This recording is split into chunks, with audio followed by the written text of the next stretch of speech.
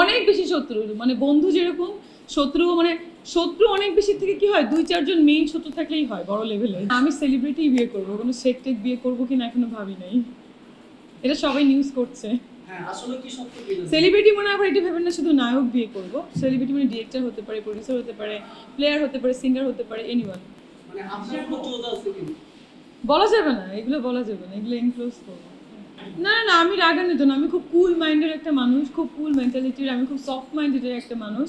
রাগান্বিত মানে কিছু কিছু ইস্যুসগুলো নিয়ে আমি রেগে গিয়েছিলাম, মানে ওই টাইমের ওই মোমেন্টে রাগান্বিত ভাবটা দেখা গেছিলো। আর কিছু কিছু ব্যাপার হচ্ছে বিভিন্ন লোকজন ক্যাপশনসগুলো আসলে এমনভাবে দেয়, সেটা হচ্ছে খুব দুঃখজনক লাগে, যেটা আমি বলিনি, যেটা আমি করিনি, সেই ক্যাপশনসগুলো দিলে তো আসলে দুঃখ লাগবে না, সেগুলো তো আমি বলিনি। শুধু শুধু মানে কথা কেটে কেটে দেওয়ার তো কোনো মানে হয় না। ভয় পায় কেন? প্রেম নিবেদন করতে? আচ্ছা, না প্রেম নিবেদন করতে ভয় মানে কি, হয়তো লজ্জা পায়, শাই ফিল করে। প্রেম নিবেদন অনেকেই করে, এখন আরো বেশি করছে, ক্রাশ বলছে, এই বলছে। ম্যাক্সিমাম ছেলেরা খুব বেশি পছন্দ করছে, মেয়েরা করছে না কেন জানি না। তো মেয়েদের তো আসলে স্বভাবত একটা জেলাসি থাকে হয়তো বা, বাট কিছু মেয়েও আবার পছন্দ করছে, বলছে যে আসলে আমি যেগুলো বলেছি নিজের পার্সোনাল পারসেপশন থেকেই বলেছি, নিজের ভালো লাগা, নিজের কথা, নিজের দুঃখ, আমি আসলে সেটাই ব্যক্ত করতে চেয়েছি।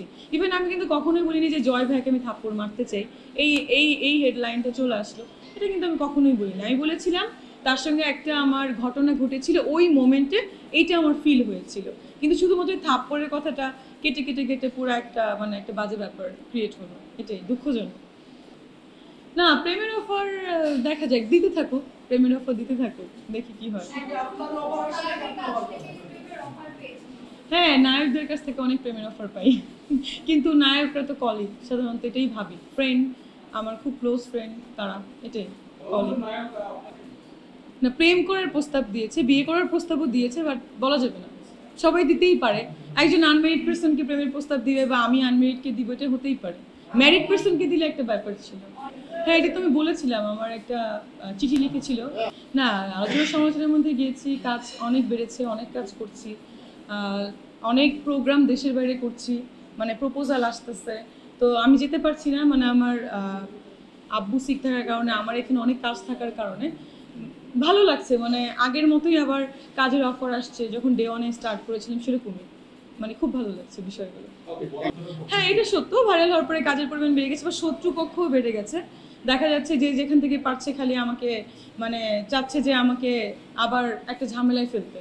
এই দেখা যাচ্ছে যে এই নোটিশ পাঠাচ্ছে, ও দেখা যাচ্ছে ক্লিনিকে নোটিশ পাঠাচ্ছে। ইভেন আমার প্রফেসররা যারা আমার ক্লিনিকের কয়েকজন আছে, আমার স্যাররা, তারাও আমাকে এখন, তারা তো অনেক বড়, আমার বাবার সেম এজ হবে, তারাও আমাকে এখন প্রফেশনাল জেলাসি করছে যে আমি হয়তো অনেক পেশেন্ট পেয়ে যাচ্ছি। তো এগুলো আসলে দুঃখজনক, আমি এটা আসলে আমার স্যারদের থেকে আশা করিনি, বাট এগুলো করছে কিছু নায়িকা, 2-3 জন নায়িকা আছে যারা আমার প্রথম থেকে শত্রু, তারাই আসলে এগুলো করাচ্ছে। এগুলো আমি যখন ইনভেস্টিগেশন করলাম, এটা আমি দেখলাম, মানে এই ইস্যুসটা নিয়ে আমি 2-4 দিন পরে কথা বলবো।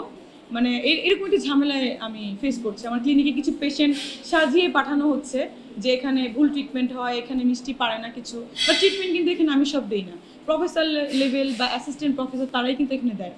তো এরকম কিছু ব্যাপার এখানে আছে, তো এটার জন্য আমি আবার একটা প্রেস মিট ডাকবো, এটা 2-4 দিন পরে। তো এই মানে তারাও দেখা যাচ্ছে যে কোনো নায়িকার দ্বারা প্রভাবিত হয়ে এই কাজটা করছে, সেটা খুবই দুঃখজনক।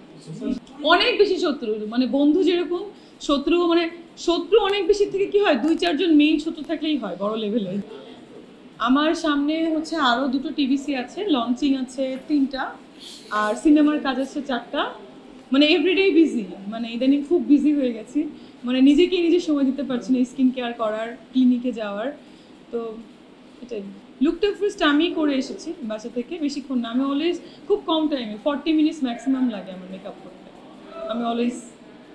না না আমি হোয়াইট বা এই টাইপের কালারগুলো খুব পছন্দ করি, আমার খুবই পছন্দের।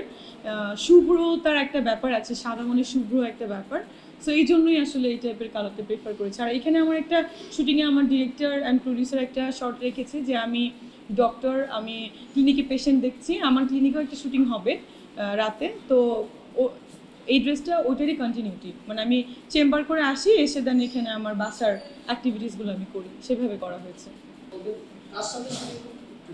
আচ্ছা 4টা সিনেমা হচ্ছে আমার এই মাসের এন্ডে করার কথা, আমার দুবাইতে যাব, দুবাইতে 2টো গান হবে সিনেমার, বিগ বাজেটের সিনেমা। আমাকে এইগুলো আসলে বলতে মানা করেছে। আর তার মধ্যে আরেকটা সিনেমা আছে দেহ, ওইটার শুটিং হচ্ছে নেক্সট মান্থের ফার্স্ট উইকে। মানিক ভাইয়ের একটা ছবি আছে।